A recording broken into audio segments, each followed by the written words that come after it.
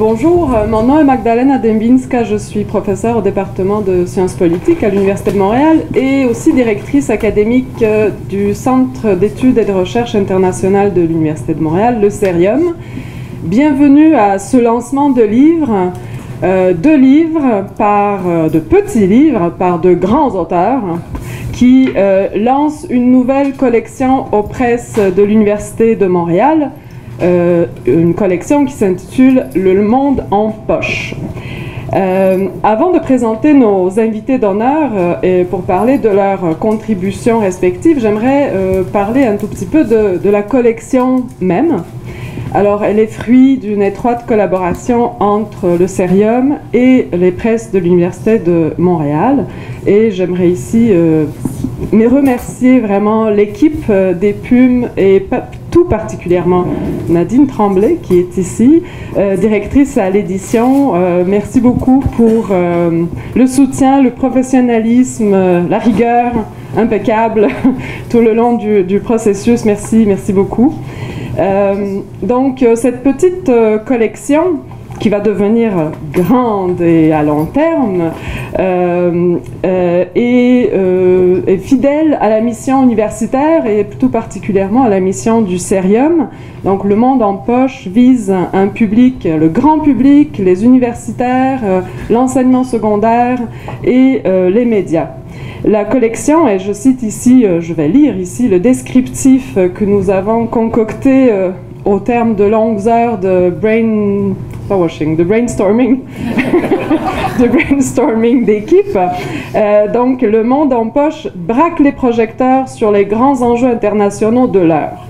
L'éclairage se veut critique et le propos accessible au grand public. Chaque ouvrage présente une analyse, une réflexion et une mise en contexte historique et interdisciplinaire qui va au-delà de l'actualité. Alors aujourd'hui, nous présentons deux tels enjeux internationaux qui lancent notre nouvelle collection PUM CERIUM. Alors l'imprévisible sud-est asiatique, dont l'auteur est ici à ma gauche, Rodolphe de Coninck, professeur émérite au département de géographie de l'Université de Montréal.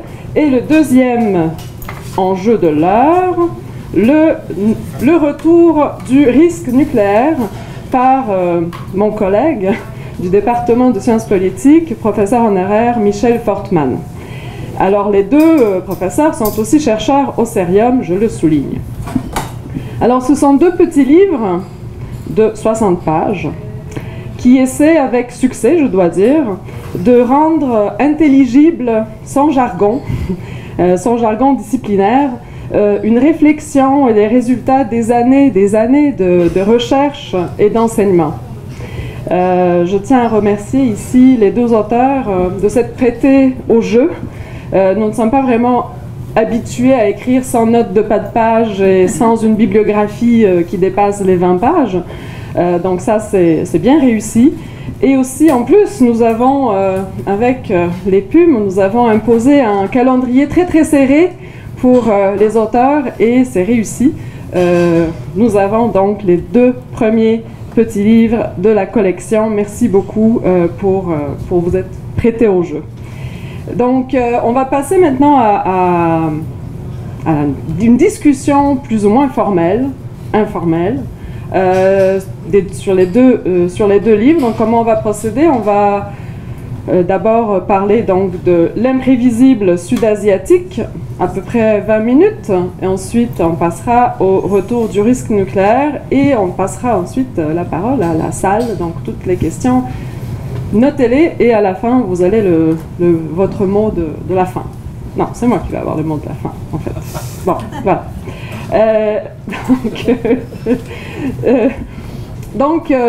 Commençons donc par l'imprévisible sud-asiatique. Ce livre, il propose une lecture en 4 temps de l'Asie du Sud-Est pour montrer le caractère imprévisible de la région sur plusieurs plans, sur 4 plans, sur le plan politique, sur le plan des populations, géographiques et culturelles. Alors ma première question pour lancer la discussion, c'est en fait pourquoi cet accent sur l'imprévisibilité? Enfin, quel message vous voulez passer au lecteur avec ce fil conducteur du livre? Parce que vous m'aviez demandé de faire quelque chose d'accrocheur.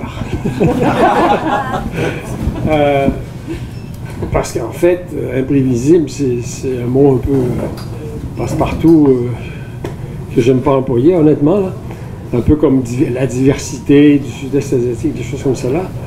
Sauf que quand j'ai pensé à cela, c'est là que j'ai décidé d'accepter, d'ailleurs, parce que sans titre, moi, je suis incapable d'écrire. C'est bien sûr parce qu'il y avait des raisons. Et que certaines des questions sur lesquelles je me suis penché depuis très longtemps, j'ai commencé à m'initier au sud-est asiatique sur place en 1967, ça fait un moment, ça me donne une idée de mon ancienneté, font partie de ces 4 thèmes que j'ai développés, en particulier le premier que j'ai appelé le compromis territorial, où je repasse en revue les prédictions qui avaient été faites à l'époque sur l'avenir très sombre de la région.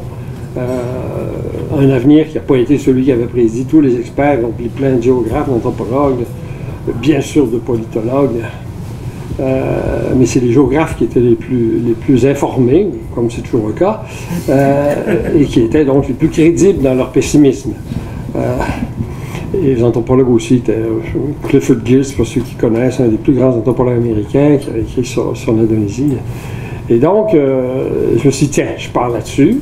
Parce que moi, j'ai passé une bonne partie de ma carrière un peu longue à essayer de contrer cette idée, parce que il y a eu un truc que j'ai appelé le compromis territorial. Je ne résumerai pas, je vais le résumer en 2 phrases, c'est-à-dire une entente entre l'État et la paysannerie qui est à peu près unique dans l'histoire du monde.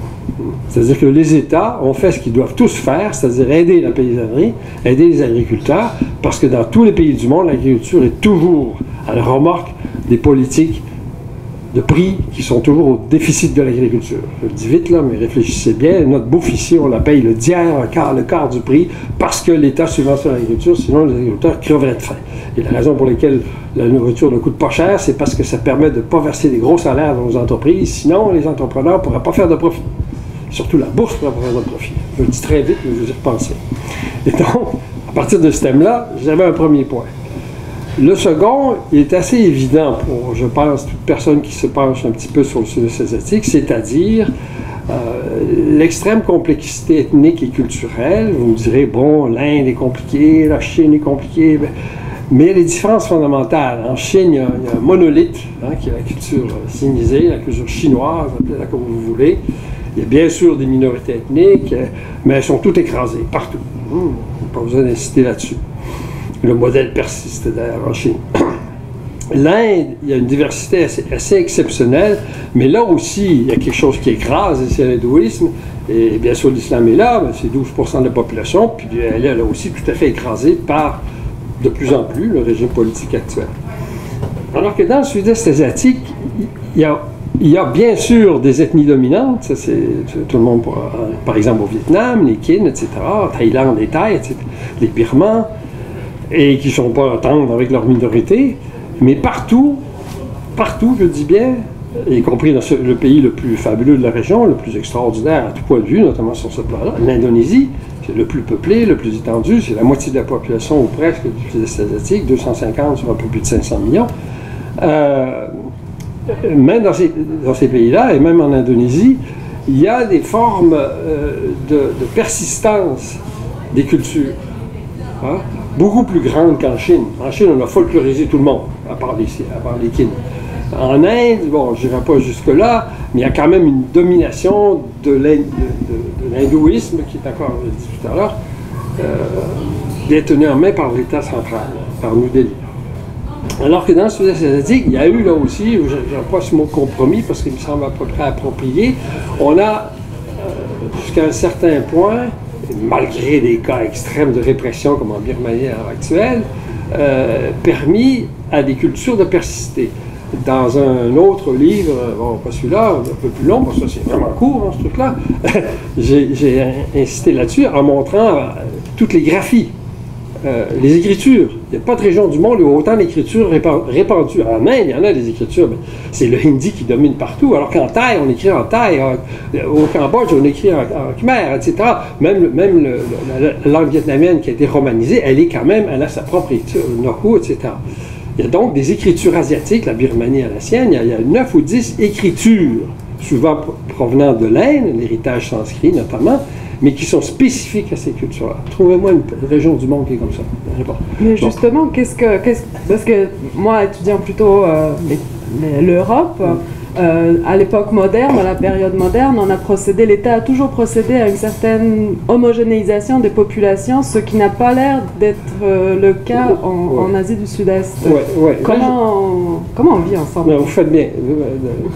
Parce que, bon, la façon dont je le dis, c'est peut-être exagéré, en ce sens que le Sud-Est asiatique et l'Europe occidentale, enfin l'Europe, la péninsule européenne et la péninsule sud-est asiatique ont des choses en commun. Ces deux extrêmes du continent eurasiatique, ont en commun justement une très grande diversité linguistique. C'est vrai qu'en Europe, il y a des langues nationales partout.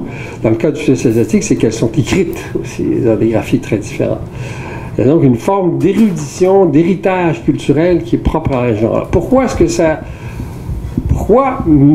Je pense que personne ne peut l'expliquer, sinon en faisant un traité de 1000 pages pour expliquer comment chacun y est arrivé, parce qu'il n'y a pas... La Thaïlande n'a pas imité le Vietnam n'a pas imité la Birmanie. Il y a des peuples forts, hein, ça c'est clair, les Thaïs, les Viet. Il y a des peuples plus... Je ne vais pas employer le mot faible, surtout devant Hélène, en parlant des Khmers, mais il reste que les Khmers et les Lao se seront laissés, bon, je ne vais pas écraser, mais menés par les peuples forts du continent.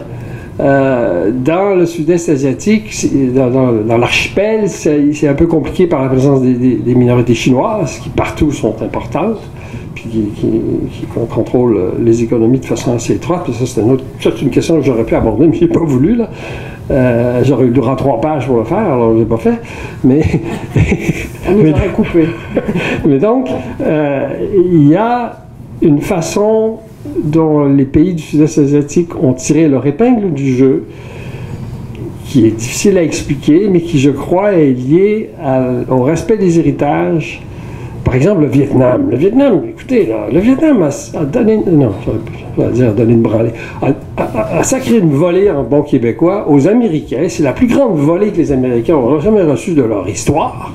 Hein? Et ce peuple-là, qu'on promettait au désastre avant cette guerre-là, puis même après la guerre, surtout avec le régime qui s'est mis en place, car Hanoï a vraiment pris le contrôle de tout le pays, du nord au sud.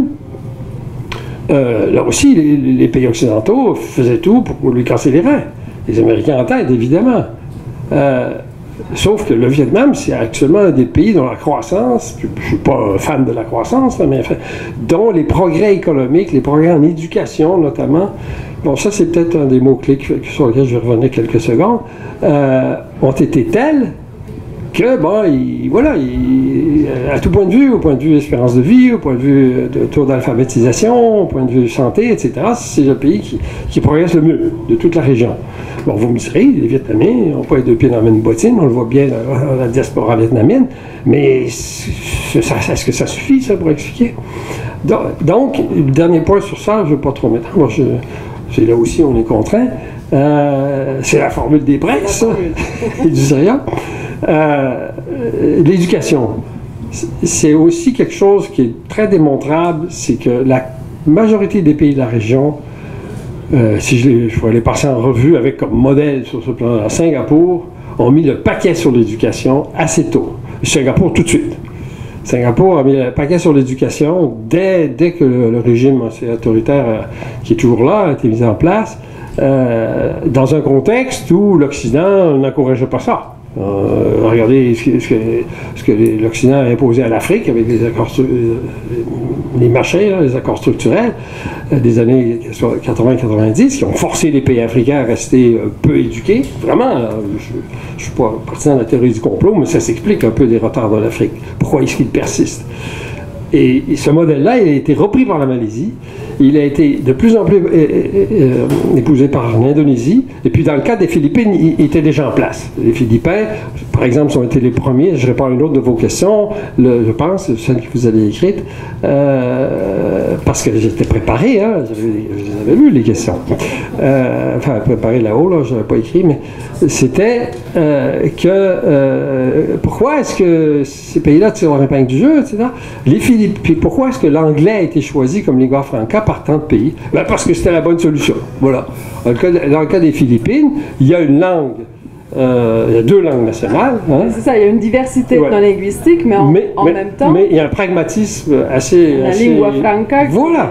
Et même un pays comme la Malaisie, que moi j'ai toujours préféré appeler Malaysia, j'ai même réussi à faire une note en bas de page, on me l'a permis celle-là.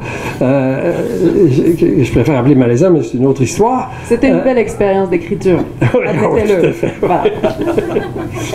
Mais je suis pas d'accord avec les petites bibliographies expéditives, je suis pas d'accord, mais on en reparlera une autre fois. Non, il ne faut pas que j'en parle. Donc, les Philippines, l'Indonésie, Singapour. Regardez Singapour, là aussi, sur ce plan-là. Singapour, il y a 4 langues officielles. Tout citoyen peut s'adresser à l'État central en malais ou en putonghua, en mandarin, ou en tamoul, ou en anglais. Et la langue nationale, c'est pas l'anglais, c'est le malais, par respect pour le pays voisin. Parce que la Malaisie, l'Indonésie, bon, le malais est à l'indonésien ce qui est le québécois au français. Quand il est parlé correctement, il est équivalent, à peu près. Bon, OK? Mais la langue indonésienne est plus châtiée que la langue malaise. Mais en tout cas, tout ça pour dire qu'à Singapour, le malais, qui ne représente que 14 ou 15% de la population, est la langue nationale. C'est un formidable compromis. Philippines, j'ai donné l'exemple. Et partout ailleurs, même si le thaï est la langue nationale, le kin ou le vietnamien est la langue nationale, le birman, etc., le khmer, l'autre, dans tous les pays, on tranquillement laisse la situation évoluer à l'échelle de l'ASEAN, dont la langue est l'anglais. L'ASEAN, l'Association des Southeast Asian Nations. Qui est un... Vous avez une question là-dessus, là? Je ne sais pas si vous voulez que j'en parle. Pas tout de suite. Laissez-moi les poser. Oui, bien sûr. Non, mais elles sont liées, hein, c'est pour ça. Mais donc, il y a une partie sur le compromis, donc l'imprévisibilité de la région. En fait, vous commencez, juste pour récapituler, vous commencez par ce constat d'un pessimisme, d'une région mal comprise.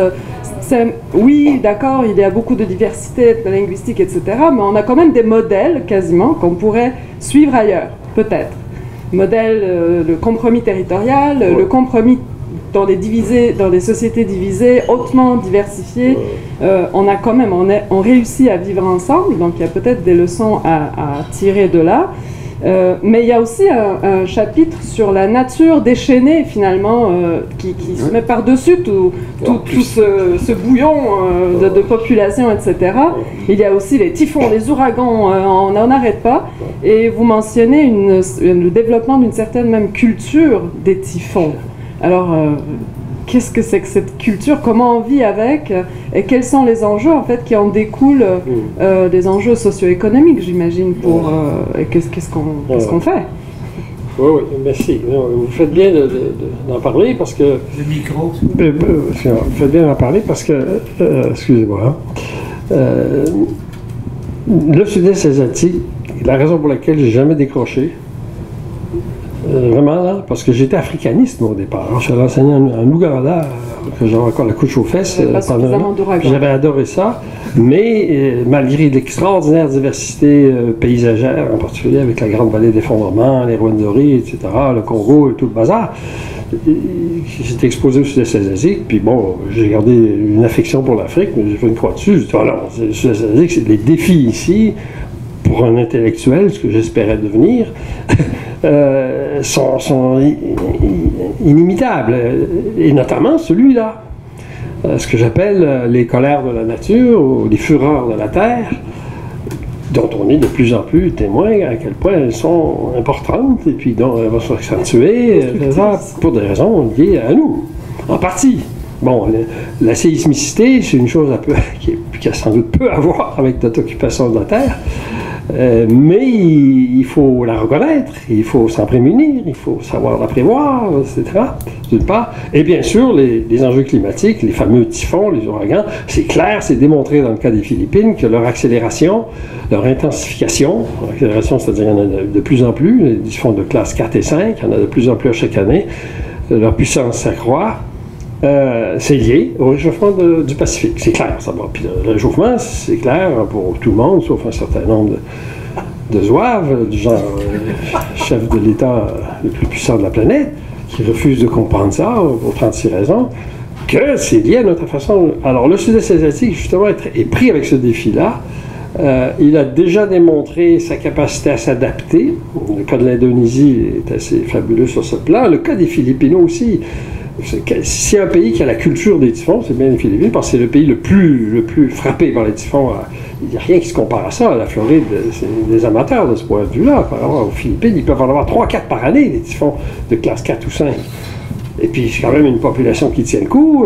Il y a des gens qui en meurent, bien sûr, c'est nombreux, et ça entraîne de la pauvreté. Mais on reconstruit, puis tranquillement, on commence bon, je dirais, là aussi, à trouver des compromis, à déplacer des populations pour pas qu'elles s'installent sur les rivages les plus vulnérables et tout ça. Mais une chose que je veux dire tout de suite, au cas où j'aurais pas le temps de le dire, c'est que je suis pas en train de prétendre que le Sud-Est asiatique est un modèle sur tous les plans.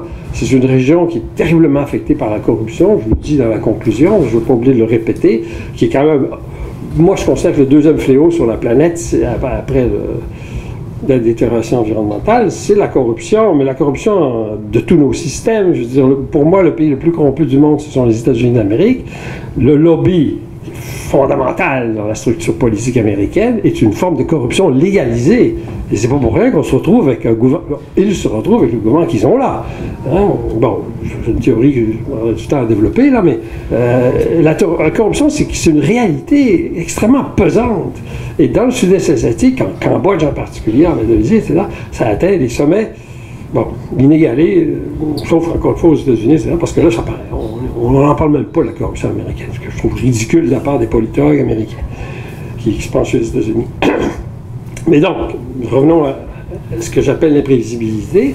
Il y a donc cette question-là, les fureurs de la Terre. Est-ce que cette région qui est de plus en plus exposée, particulièrement au typhon, qui est de plus en plus peuplée, malgré une certaine maîtrise de la croissance démographique dont je parle, hein, c'est quand même assez réussi. Hein, c'est une croissance qui est moins forte que celle de l'Amérique latine, qui est évidemment beaucoup moins forte que celle de l'Afrique, qui va bientôt, par exemple, il y a 2-3 pays de la région qui ont un profil démographique de presque pays développés, donc Singapour, et la Malaisie presque, parce qu'avec l'islam est comme le christianisme, pro-natalité, donc ça ralentit le progrès et la maîtrise de la démographie. Donc, sur ces questions-là, le Sud-Est asiatique n'est pas nécessairement un modèle, mais il reste qu'encore une fois, revenons au point de départ, on avait prévu que, par exemple, les Philippines seraient un pays qui s'en sortirait jamais, étant donné cette vulnérabilité. On ne peut pas déplacer les Philippines, elles sont vraiment en position choisie pour recevoir de plein fouet tous les typhons, puis ils vont recevoir de plus en plus pour les raisons que je viens de dire. Très bien documenté. Et puis après ça, donc. Oui. Ouais. Merci beaucoup pour ça. Mais il y a une dernier quatrième chapitre dans ce... Oui. Parce qu'on vous a imposé une structure en 4 temps. Dans laquelle vous passez en revue les différents régimes politiques de la région. Mais là aussi, il y a une diversité extraordinaire, plus ou moins démocratique, plus ou moins autoritaire, communiste, populiste, etc. Mais malgré tout, et c'est un autre paradoxe peut-être de la région, la coopération régionale au sein de l'ASEAN, ça a l'air de fonctionner. Alors, c'est un peu, avec en plus l'hégémon chinois qui est là et dont vous parlez. Mais oui, non, c'est bien, merci. Bon, évidemment, une très bonne question. Comme toutes les autres, elle est assez complexe. Mais vous me faites penser à une chose que je n'ai jamais eu le temps d'écrire, donc que je ferai peut-être un jour si je tiens le coup. C'est que,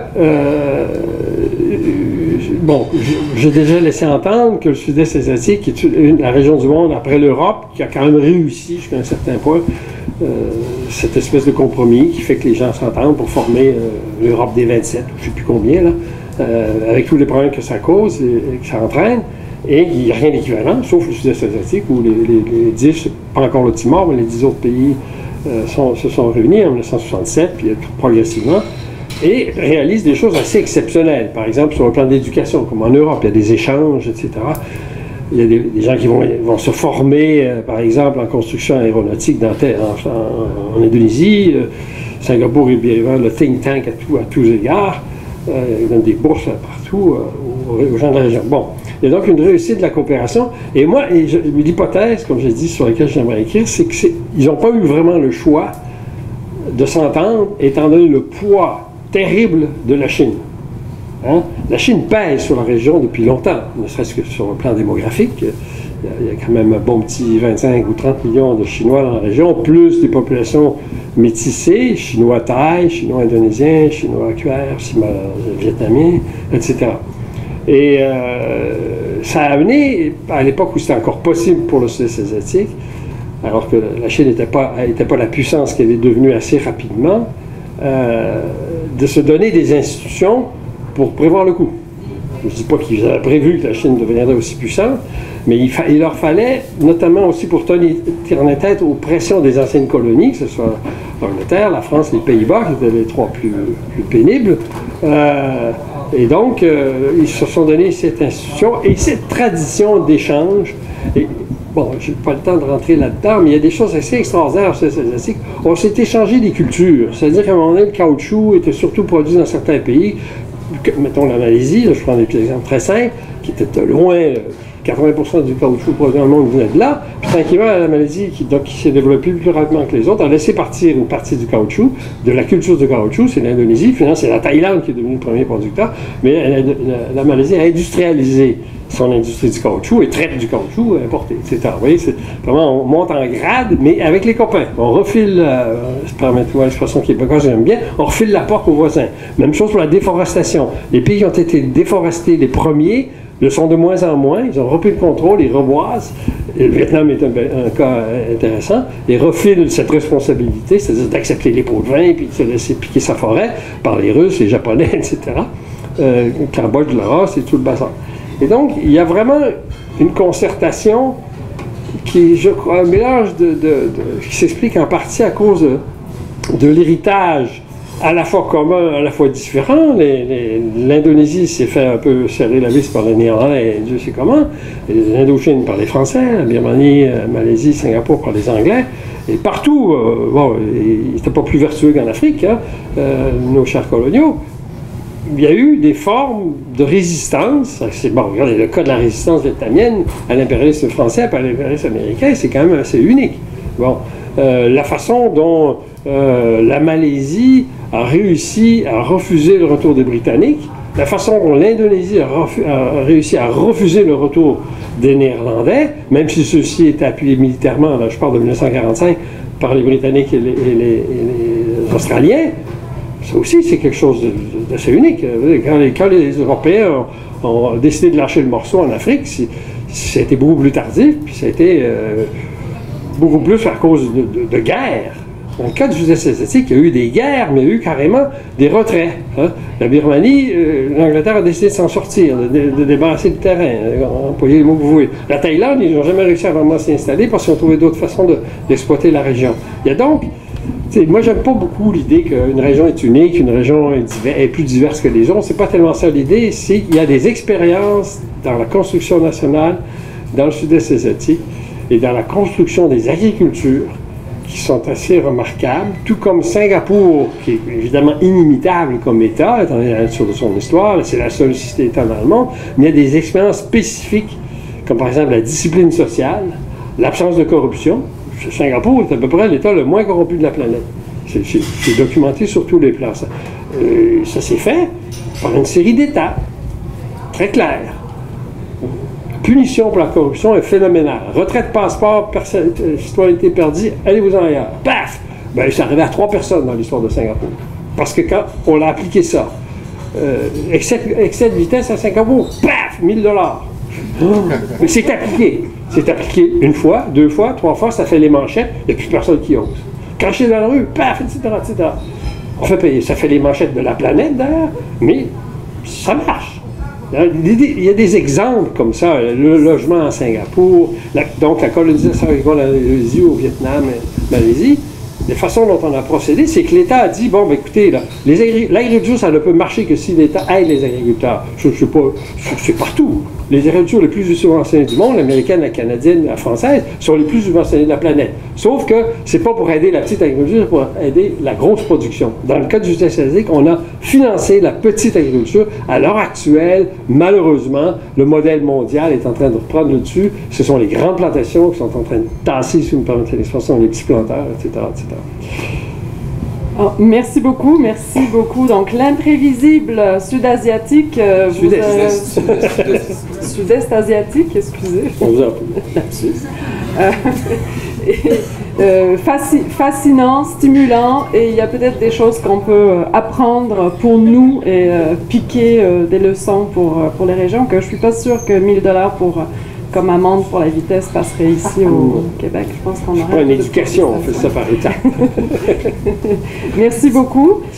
Donc on va, avant d'ouvrir le débat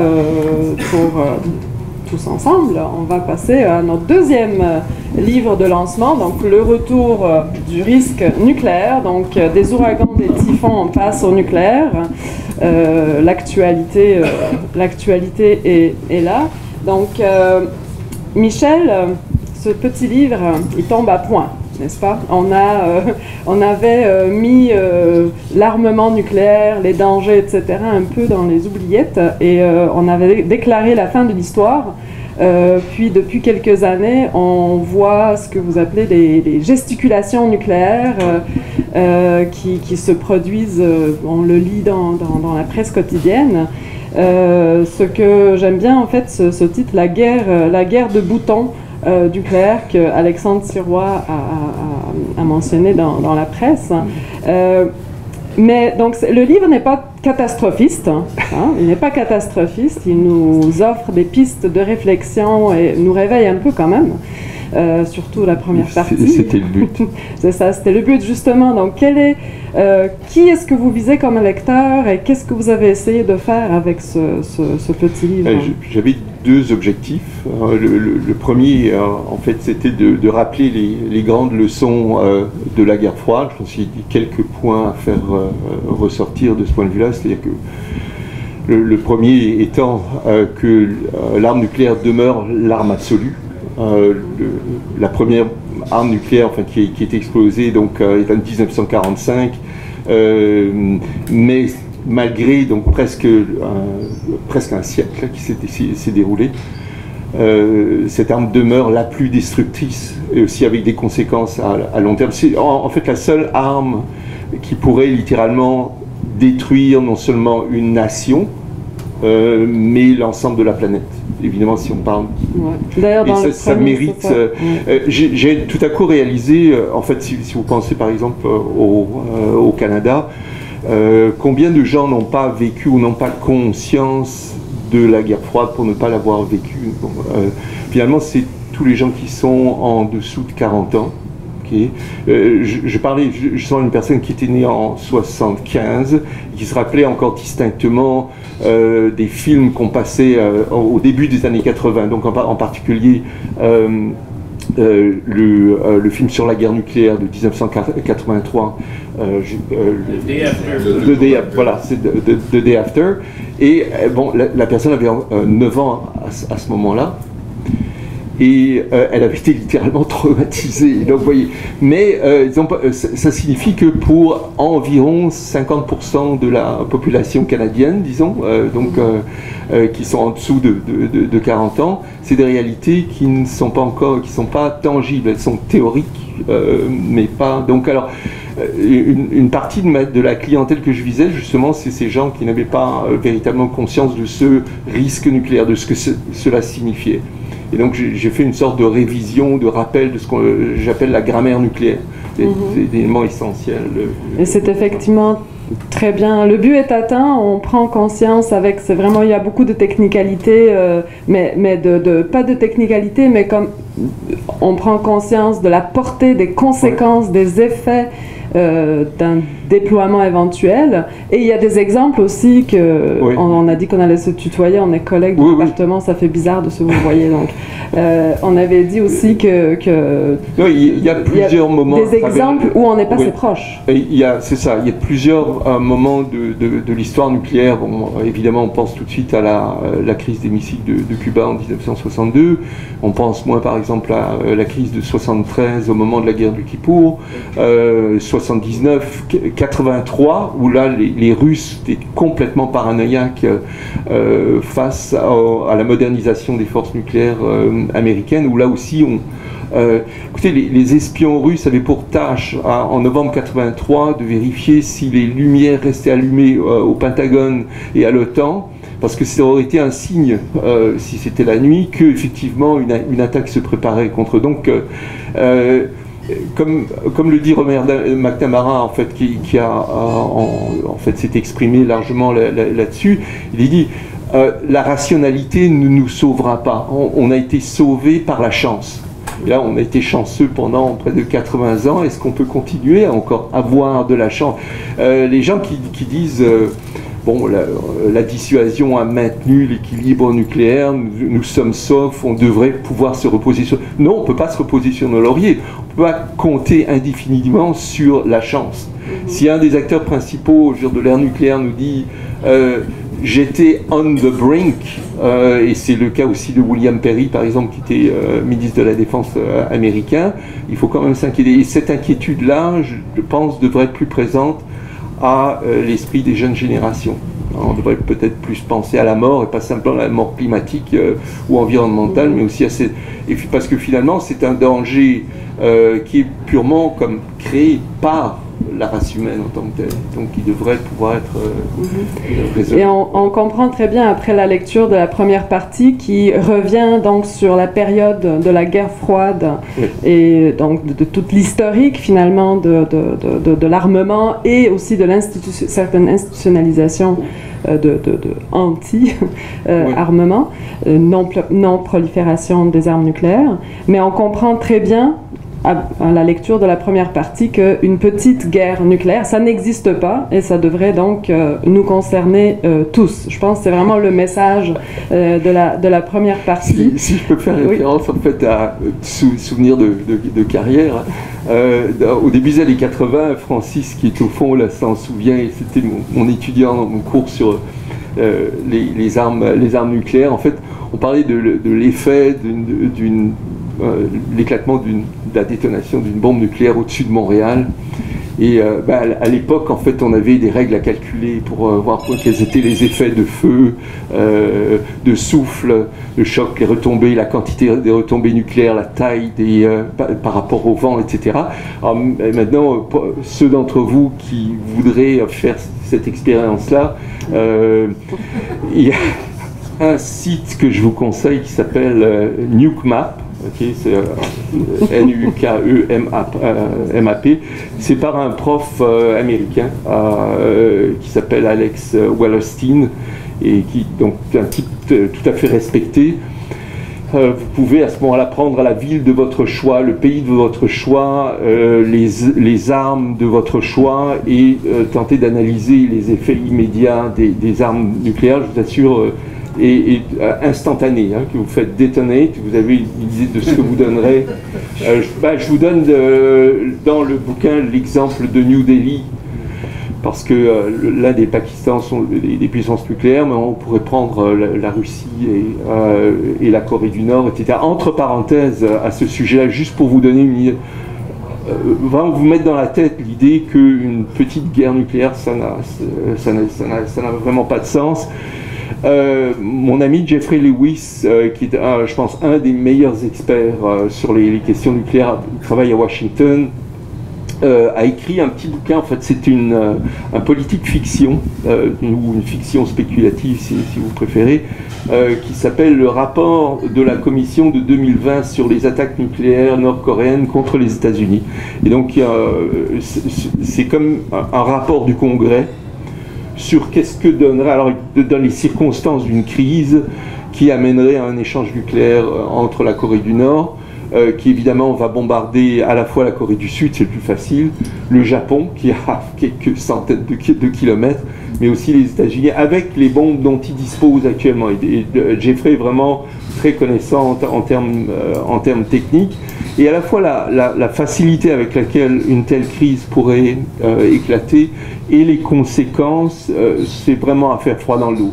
Je vous recommande véritablement, si vous avez un intérêt pour des questions, de lire ce bouquin et pour vous rendre compte qu'effectivement c'est un danger qui est très présent encore aujourd'hui.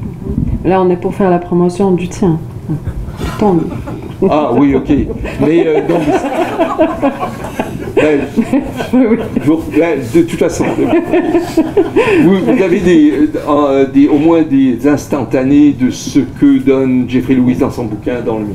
Ouais, donc, ce que j'aimerais aussi discuter, c'est surtout la deuxième partie du livre, finalement, oui, où on rentre vraiment dans le vif du sujet qui nous concerne ici. Oui. Mais j'aimerais commencer par le paradoxe que tu oui, soulèves dans la première partie, où on dit l'arme nucléaire, c'est un danger mortel, mais en même temps, c'est une garantie de sécurité. Puis à la lecture, ça c'est dans la période guerre froide. Ouais, à la lecture de la deuxième partie, donc de ce deuxième âge nucléaire qui est le nôtre, on se rend compte que ce n'est peut-être plus si vrai que ça. Donc qu'est-ce qui a changé? Tu proposes différentes pistes la première chose, c'est que même durant la guerre froide, la dissuasion n'était pas quelque chose de stable. La dissuasion est en fait un état qui est extrêmement fragile. Disons que quelles sont les menaces à cet équilibre? Donc ce qu'on appelle l'équilibre de la terreur ou l'équilibre de la dissuasion. Premièrement, la course technologique, c'est-à-dire que continuellement, et ça vous l'avez depuis 1945, les inventions techniques et scientifiques sont venues compliquer le calcul. On dirait peut-être le contraire, on pourrait dire, non? Non. On contrôle les accidents, non? Les armes nucléaires, en devenant plus destructrices, plus nombreuses, plus diversifiées, avec de très grand nombre de capacités, etc., on fait naître un peu partout le danger d'une supériorité nucléaire de l'un ou de l'autre. Donc, et cette supériorité, bien que totalement, à mon avis, fictive, c'est vraiment de la paranoïa qui est tout à fait construite, a inspiré les politiques nucléaires à la fois des États-Unis et de la Russie. Chacun se disant, attention, l'un a fait ceci, par exemple, munit ses missiles de tête multiples. Augmenter le nombre, par exemple, de sous-marins, augmenter la précision de ces missiles. Et ceci arrive d'année en année et s'accumule et à chaque fois oblige l'autre à réagir. C'est l'essence même de ce qu'on appelle la course aux armements. Donc, même durant la guerre froide, on ne peut pas dire que la dissuasion était une formule pour assurer la stabilité. Okay.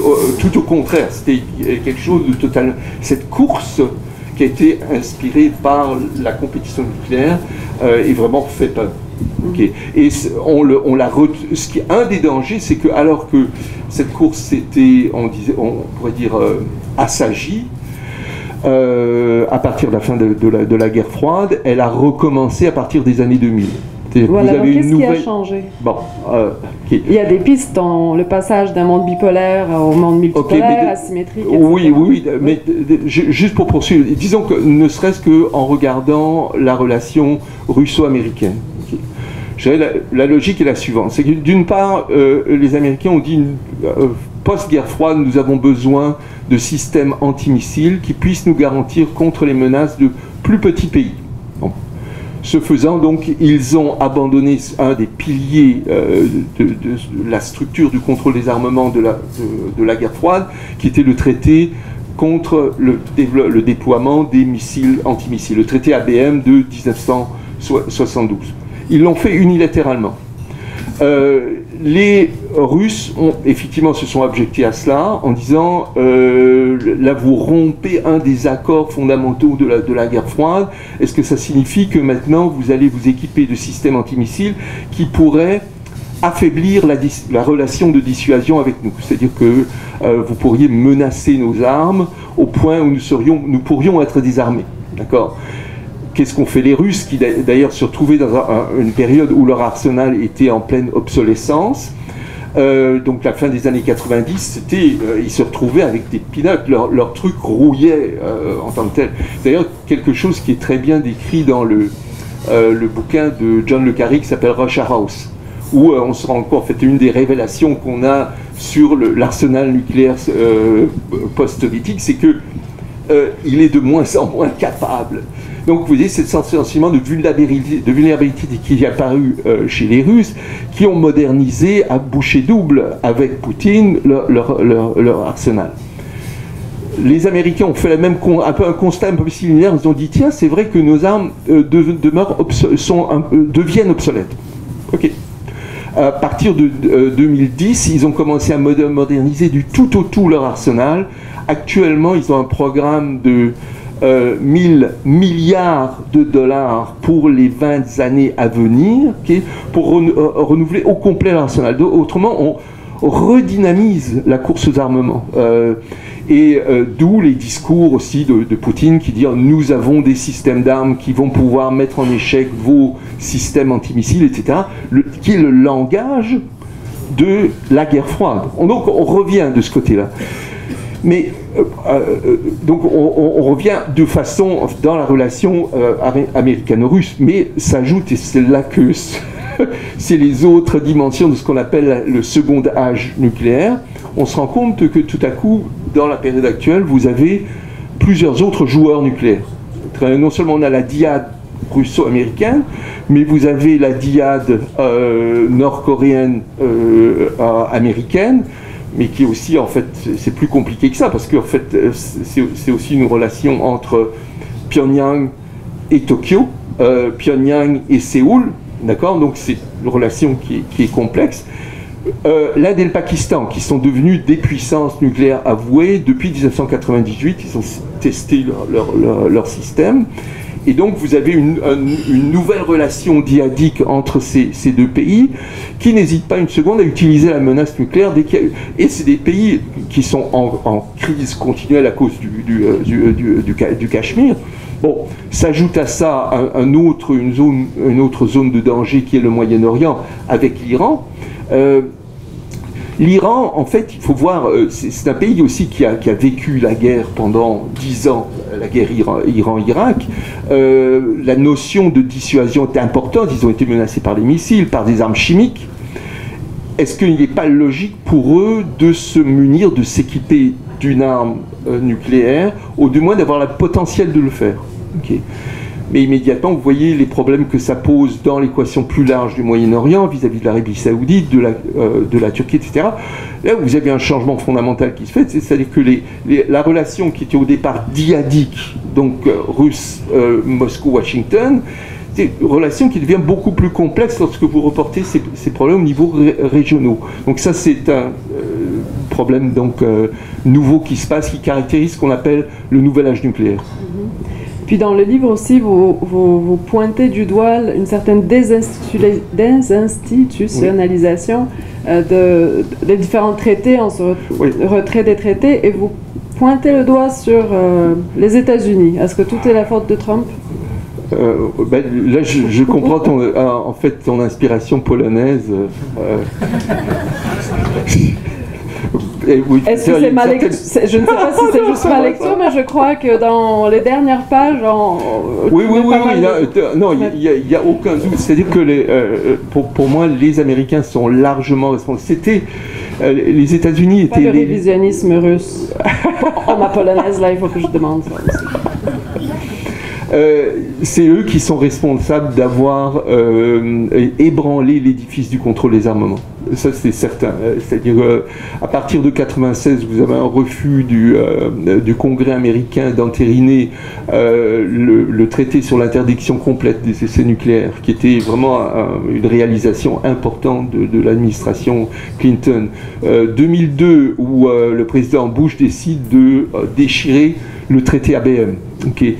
Donc, et ça se poursuit après, évidemment, le hiatus d'Obama, où là, vous avez un président qui a véritablement tenté de relancer l'entreprise du contrôle des armements. Évidemment, avec Trump, c'est la catastrophe totale. on sort du traité sur les forces nucléaires intermédiaires, on déchire le traité nucléaire avec l'Iran. Donc vous avez un ensemble de pièces, et ce sont les Américains qui font ça. En fait, je dirais que le contrôle des armements, comme la révolution, c'est comme un vélo. Si ça roule pas, ça tombe. Okay. C'est une citation de le Rabbi Jacob. Non? Ok, d'accord. Vous vous rappelez pas de ça? Oui, ça pourrait être un chitalon. Donc, Rodolphe est un grand amateur. Alors, oui, c'est ça. C'est que si vous manquez de leadership, surtout au niveau de ce qu'on appelle le contrôle ou la maîtrise des armements au niveau multilatéral, actuellement, vous avez beaucoup de pays. Écoutez, le traité de non-prolifération a été signé par presque l'essentiel, l'hyper-majorité des États de la planète. Il y a beaucoup de pays qui sont découragés, qui disent pourquoi est-ce que nous participerions à ce marché? Plus personne n'y croit. Okay, vous avez le président Erdogan qui a dit il y a quelques semaines, oui, mais pourquoi on se passe d'armes nucléaires chez nous? Merde alors. Okay, il y a vraiment de quoi s'inquiéter. Et bon, dans une de tes questions, tu mentionnes les technologies. Les technologies que l'on voit apparaître, émerger en ce moment, sont extrêmement déstabilisantes, que ce soit l'intelligence artificielle, la cyberguerre, okay, laisse penser à quoi rendre totalement paranoïaque. Un État comme les États-Unis est soupçonné d'avoir en fait des programmes ou des pirates, des hackers, qui pourraient éventuellement pénétrer dans le système de commandement et de contrôle de Pyongyang, dans la Corée du Nord, et les empêcher de pousser sur le bouton rouge. Okay. Donc, Kim Il-jung ne doit pas être rassuré de ce point de vue-là. C'est des éléments qui... Les Chinois, par exemple, se disent, oui, c'est vrai, les forces américaines sont à peu près 100 fois supérieures aux nôtres du point de vue nucléaire, mais nous avons un atout majeur. Nous pouvons éventuellement détruire l'ensemble de leurs satellites militaires qui contrôlent toute leur communication et leur reconnaissance. Bang, ok. On ouvre la porte à la guerre, à la compétition dans l'espace. Il y a la course aux armements dans l'espace qui est extrêmement déstabilisant. Alors les technologies, non, c'est dangereux. Voilà. Pas d'innovation technologique pour les prochaines années. Stop. Stop à l'innovation dans le domaine nucléaire. Merci beaucoup. On va terminer. Non, on ne termine pas encore. J'avais demandé à nos auteurs de poser au moins une question, se poser des questions sur leurs livres respectifs. Donc, Rodolphe. Oui. Micro.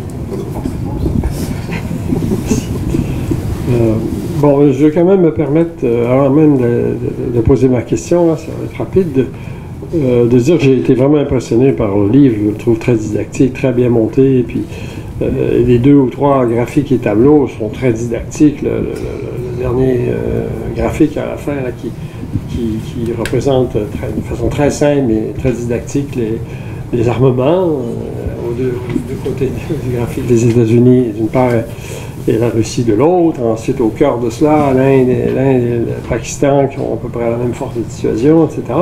Enfin, tout ça pour dire, je me suis senti en très bonne compagnie. Et puis j'ai aussi été... Non, c'est vrai. Et j'ai aussi été très impressionné par la qualité du produit. Au début, je me rappelle quand j'ai reçu le petit livre, Laurence Monet était pas loin. Puis j'ai dit, je trouvais ça un peu bizarre. Mais au bout de quelques heures, le lendemain matin, je ne sais plus, là, j'avais les 2. Je dis, bon, ça c'est réussi, c'est vraiment la série noire. Voilà, bon, ma question.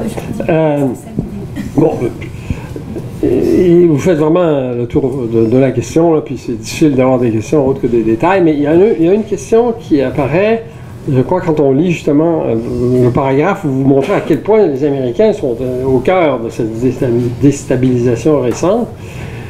Et ça me fait penser, est-ce qu'il y a autre chose que cela, et bien sûr le danger des technologies qui peuvent permettre justement d'aller détruire les satellites, qui vont détruire la capacité, etc., de l'adversaire, qui serait par exemple une relance d'une prolifération. Est-il possible que d'autres États, vous avez laissé entendre qu'il y a des États qui ont presque la puissance financière et qui pourraient acheter la puissance technologique pour s'armer, hein?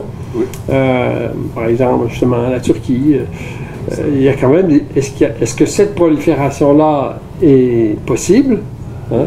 Carrément une prolifération dans le nombre de pays armés? Et aussi, est-ce qu'à l'intérieur même de l'équipe des tueurs déjà rassemblés là, dans votre graphique, il y en a qui pourraient, par exemple, se remettre à augmenter, à faire croître leur arsenal? C'est ça. Alors, il y a deux types de prolifération, un accroissement des arsenaux des pays déjà équipés, et puis l'apparition de nouveaux protagonistes. C'est ce qu'on appelle en fait la prolifération horizontale ou verticale. Et en ce moment, on assiste aux deux phénomènes.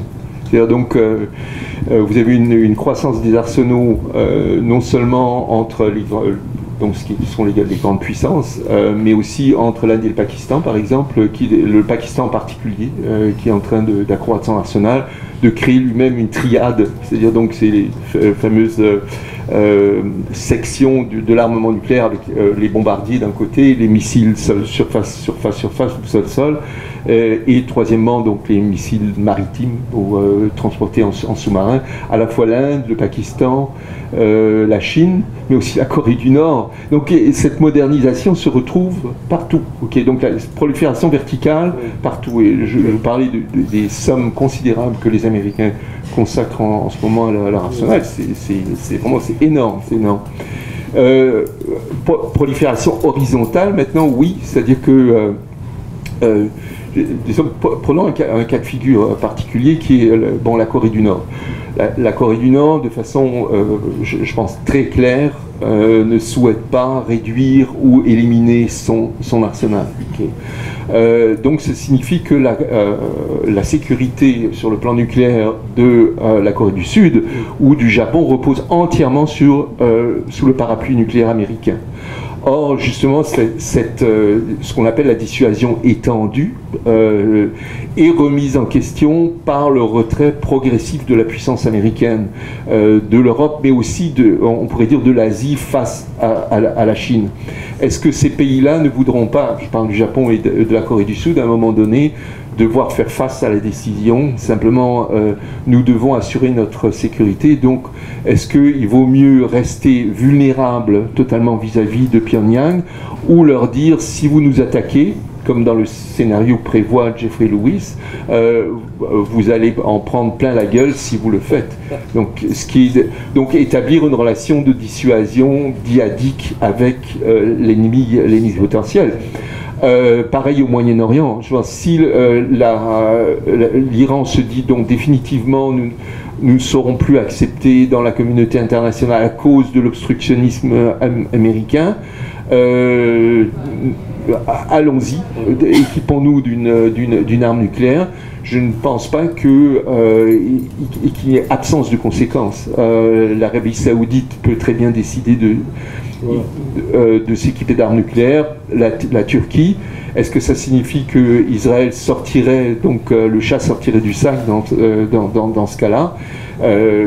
Les conséquences sont inimaginables dans cette situation-là. Oui, prolifération dans les deux sens, c'est le risque que nous courons. Merci pour cette réponse peu encourageante. Alors peut-être Rodolphe aura quelque chose de plus joyeux à ajouter selon la question que Michel tu as posée. J'étais effectivement aussi bien impressionné par votre portrait de l'Asie du Sud-Est, c'est-à-dire que d'une part je ne me rendais pas compte peut-être de l'importance du poids démographique, 600 millions, donc l'Asie du Sud-Est est plus pesante en termes démographiques par exemple que l'Europe, que l'Amérique du Sud, que les États-Unis même, donc c'est énorme.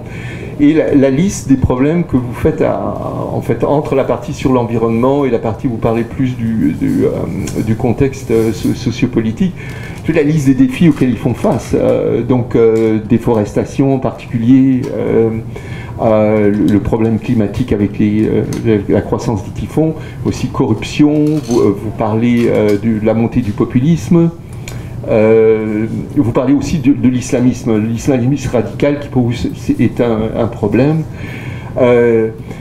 Et évidemment, on ne peut pas manquer de se poser la question, est-ce que ces pays-là ont les ressources nécessaires pour faire face à cette liste de problèmes? Est-ce qu'il y a des modèles, en fait, en termes d'action? Vous mentionniez Singapour, par exemple, je pense que vous avez travaillé à Singapour même. J'ai fait mon doctorat là d'abord. C'est ça, donc c'est un pays que vous connaissez bien et pour lequel vous semblez avoir comme une certaine admiration, là, oui. Même s'ils sont un peu autoritaires. Oui. Et est-ce que le modèle de Singapour est encore valide? Est-ce que d'autres pays comme le Vietnam fournissent... vous parliez de l'Indonésie qui en fait est aussi une seule façon, un modèle pour lutter par exemple contre les typhons, etc. Donc est-ce que chacun ont des solutions particulières? Est-ce qu'il y a des solutions communes à travers l'ASEAN? Oui. Merci. Une excellente question. Très large, évidemment. Je reprends 2 ou 3 des choses que j'avais dites et je vais les élargir un peu. L'éducation. C'est vraiment une région où, progressivement, je l'ai mentionné, le rôle de l'éducation a été reconnu, ne serait-ce que pour des questions de croissance économique. Il faut qu'on éduque notre population pour pouvoir avoir plus de technologie, être capable d'inventer nos propres outils, etc., etc. Et ça s'est répandu, encore une fois, avec des cas clés, Singapour, la Thaïlande, le Vietnam, l'Indonésie actuellement, la Malaisie qui est presque à l'état développé, dans le sens où les indicateurs qu'on utilise pour ça, là, tous les indicateurs de ce qu'on appelle un État développé sont à peu près en place, parce qu'on a vraiment mis le paquet sur l'éducation. Écoutez, en Malaisie, je m'attends, pour juste prendre Singapour, qui est un État où l'islam radical a beaucoup d'influence, il est vraiment dangereux. Je n'ai pas le temps d'expliquer pourquoi.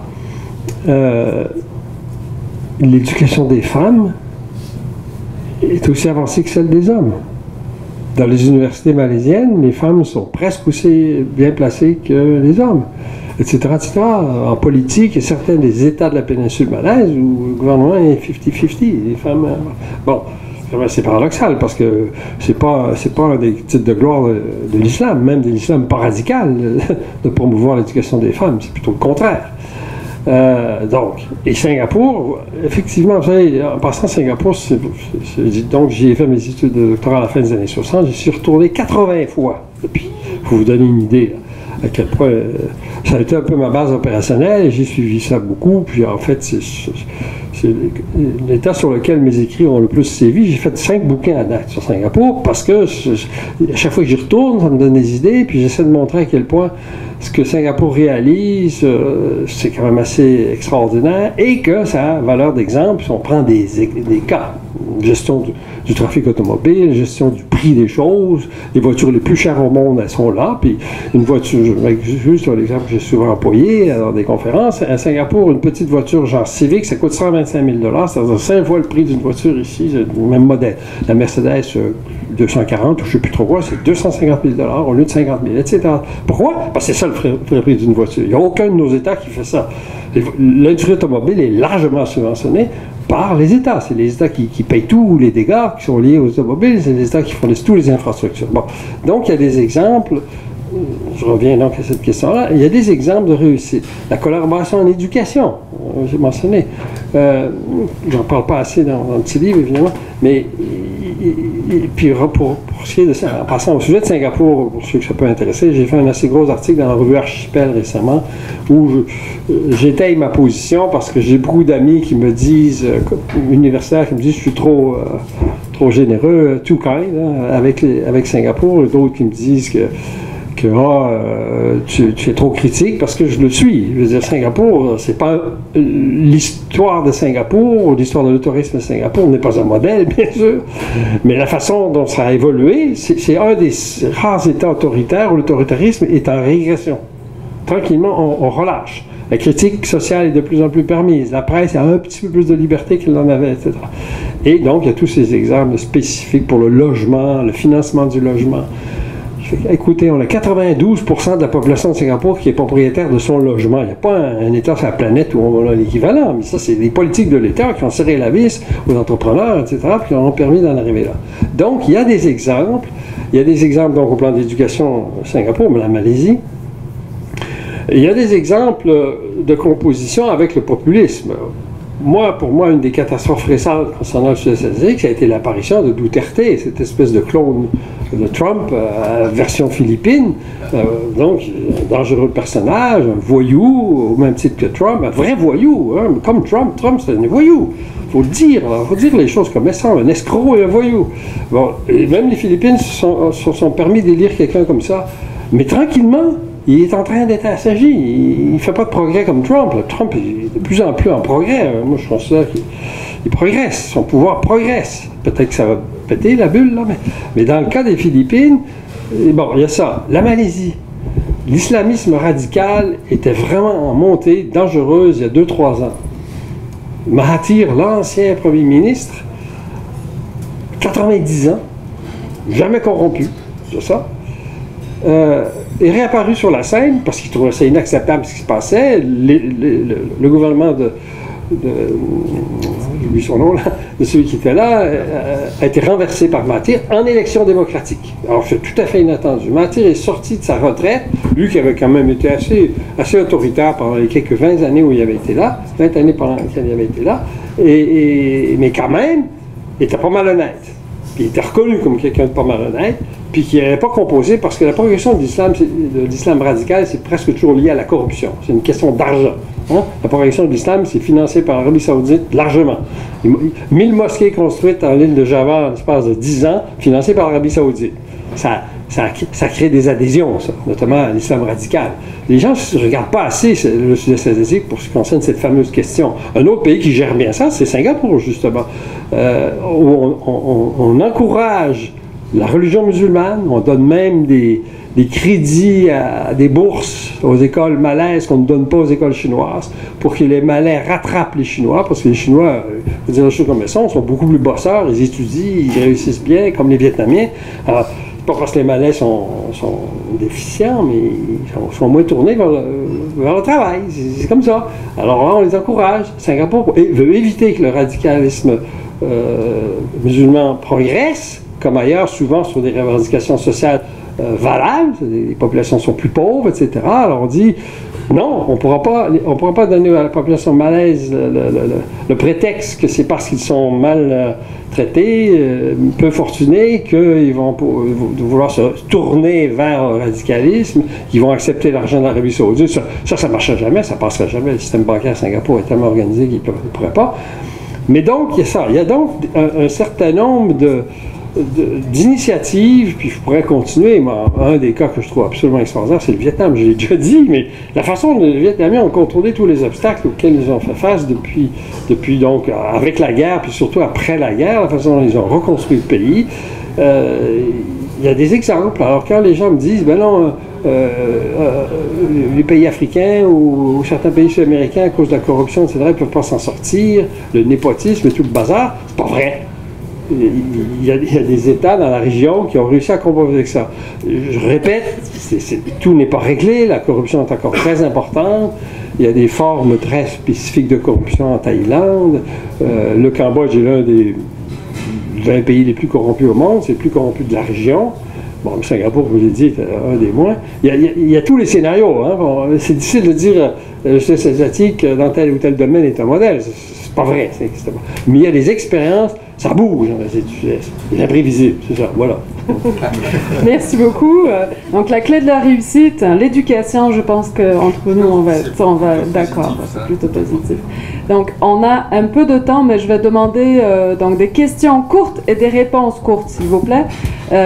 Aussi, on a plusieurs questions. Je vais prendre